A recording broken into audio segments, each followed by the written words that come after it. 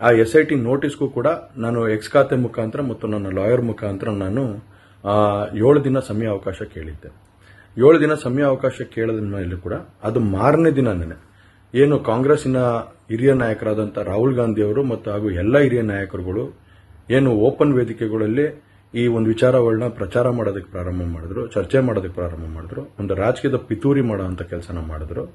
ಇದೆಲ್ಲ ನೋಡಿದಂತ ಸಂದರ್ಭದಲ್ಲಿ ನಾನು ಡಿಪ್ರೆಷನ್ಗೆ ಹೋಗುವಂತ ಕೆಲಸ ಆಯಿತು, ಐಸೋಲೇಷನ್ಗೆ ಹೋಗುವಂತ ಕೆಲಸ ಮಾಡಿಕೊಂಡೆ. ಹಾಗಾಗಿ ನಾನು ಮೊದಲನೇದಾಗಿ ನಿಮ್ಮೆಲ್ಲರನ್ನೂ ಕ್ಷಮಾಪಣೆ ಕೇಳಿದೆ, ದಯವಿಟ್ಟು ಕ್ಷಮಿಸಿ ಅಂತ ಕೇಳಿದೆ ನಾನು.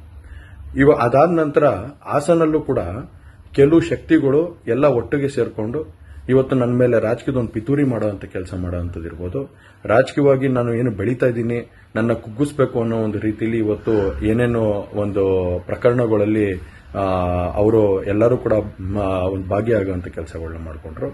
ಹಾಗಾಗಿ ಇವನ್ನೆಲ್ಲ ನೋಡಿದಂತ ಸಂದರ್ಭದಲ್ಲಿ ಇದ್ದಿದ್ದು ಇನ್ನ ಒಂದು ಆಘಾತ ಆಗುವಂತ ಕೆಲಸ ಆಗಿ ನಾನೇ ಒಂಚೂರು ದೂರ ಇದ್ದೆ. ಹಾಗಾಗಿ ಯಾರು ಕೂಡ ಇದ್ರ ಬಗ್ಗೆ ತಪ್ಪು ತಿಳಿಯೋದು ಬೇಡ.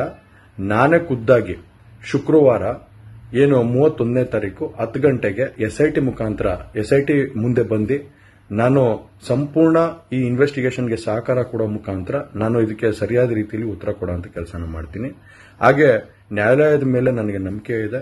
ಖಂಡಿತವಾಗ್ಲೂ ಕೂಡ ನಾನು ಈ ಒಂದು ಏನು ಸುಳ್ಳಿನ ಪ್ರಕರಣಗಳಿದಾವೆ ಈ ಸುಳ್ಳು ಪ್ರಕರಣದಿಂದ ಆಚೆ ಬರುವಂತ ಕೆಲಸನ ನ್ಯಾಯಾಲಯದ ಮುಖಾಂತರನೇ ಮಾಡ್ಕೋತೀನಿ ಅನ್ನೋ ಒಂದು ನಂಬಿಕೆ ನನ್ನಲ್ಲಿ ಏನಿದೆ. ಹಾಗೂ ದೇವರ ಆಶೀರ್ವಾದ ಮತ್ತು ಜನರ ಆಶೀರ್ವಾದ, ನನ್ನ ಕುಟುಂಬದ ಆಶೀರ್ವಾದ ನನ್ನ ಮೇಲೆ ಇರಲಿ. ಖಂಡಿತವಾಗ್ಲೂ ನಾನು ಈ 31ನೇ ತಾರೀಕು ಶುಕ್ರವಾರ ನಾನು SIT ಮುಂದೆ ಬರ್ತೀನಿ.